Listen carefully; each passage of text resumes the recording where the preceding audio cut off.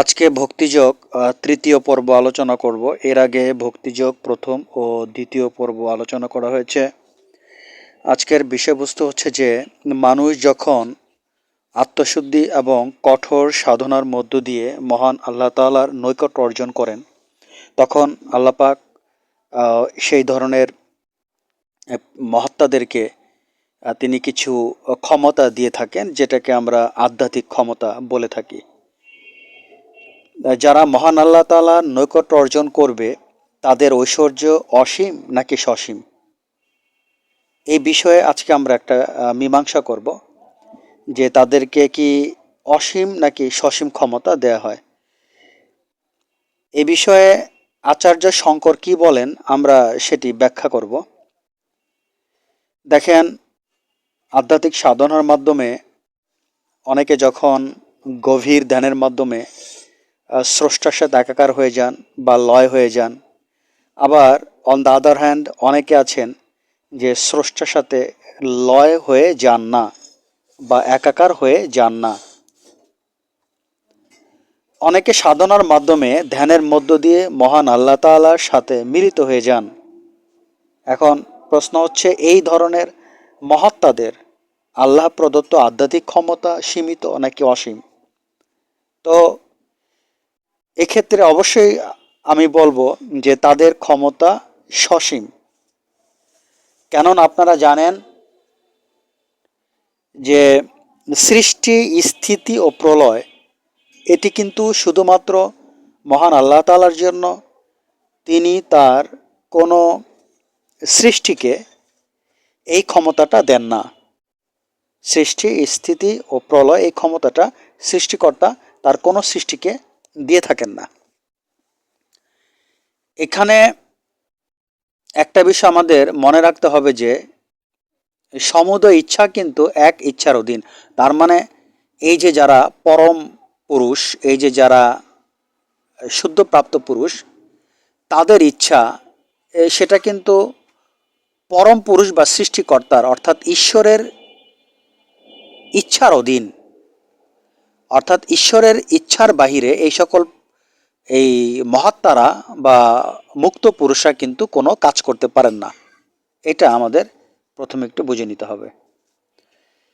আচ্ছা, যাই হোক, এখন বিষয় হচ্ছে যে এই যে ভক্তি যোগ বা ভালোবাসা, এই যে ভক্তি বা ভালোবাসা এই শব্দটি স্রষ্টার ক্ষেত্রে প্রযোজ্য হয় কিনা, অর্থাৎ অনেকেই বলে থাকেন যে আল্লাহর প্রতি ভক্তি বা ভালোবাসা প্রয়োগ করা সম্ভব কিনা। তিনি তো আর মানুষ নন, কিভাবে তাকে এই মানবের মতোই ভালোবাসা সম্ভব? এটা কি আদৌ পসিবল? অবশ্যই আল্লাহর প্রতি ভক্তি বা ভালোবাসা প্রয়োগ করা সম্ভব। এখন কিভাবে এটা সম্ভব, আমরা সেটি আলোচনা করব।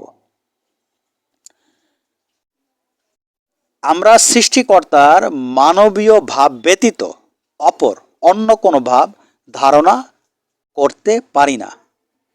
কিন্তু আমাদের জ্ঞাত আরও অন্যান্য সকল বস্তু সম্বন্ধেও এটা কি সমভাবে সত্য নয়? পৃথিবীর শ্রেষ্ঠ মনোবিজ্ঞানীবিদ কপিল বহু যুগ পূর্বে প্রমাণসহ দেখিয়েছিলেন যে আমাদের বাহ্য ও অন্তর সর্বপ্রকার বিষয় জ্ঞান বা ধারণার মধ্যে মানবীয় চেতনা বা বুদ্ধি অন্যতম উপাদান।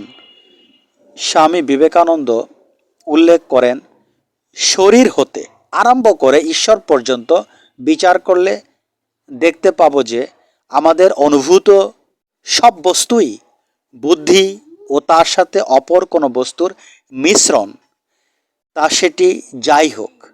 আর যাকে আমরা সচরাচর সত্য বস্তু বলে মনে করি, তা এই অনিবার্য মিশ্রণ বাস্তবিকই বর্তমানে বা ভবিষ্যতে মানবের পক্ষে সত্যের জ্ঞান যতদূর সম্ভব তা এর অতিরিক্ত কিছু নয়। তাই ঈশ্বর মানবধর্মী বলে তাকে অসত্য বলা নিছক বাজে কথা। পাশ্চাত্য দর্শনে বিজ্ঞানবাদ ও বস্তুবাদের মধ্যে তুচ্ছ বিবাদের মতো তার মানে স্বামী বিবেকানন্দ বলেছেন এই ধরনের বিষয়গুলো বা এই ধরনের তর্কগুলো যেন পাশ্চাত্য দর্শনে যে বিজ্ঞানবাদ ও বাস্তববাদ আছে সেই সকল তুচ্ছ বিবাদের মতো, বিজ্ঞানবাদ এবং বাস্তববাদের যে তুচ্ছ বিবাদ তার মতোই হিসেবে তিনি এটাকে দেখেছেন। ওই বিবাদ আপাতত ভয়াবহ বোধ হলেও বাস্তব শব্দের অর্থ নিয়ে মারপেচের উপর স্থাপিত। সত্য শব্দের দ্বারা যত প্রকার ভাব সূচিত হয়েছে সেসব ভাব ঈশ্বর ভাবটির অন্তর্গত। জগতের অন্যান্য বস্তু যতদূর সত্য, ঈশ্বরও ততদূর সত্য। তো আজকে এই ভক্তিযোগের তৃতীয় পর্ব এখানেই শেষ করছি। তো আমরা তাহলে আজকে জানতে পারলাম যে মহান আল্লাহ তাআলাকে ভালোবাসা সম্ভব, আর তাকে ভালোবাসার মধ্য দিয়ে সঠিকভাবে যদি তাকে ভালোবাসা যায় তার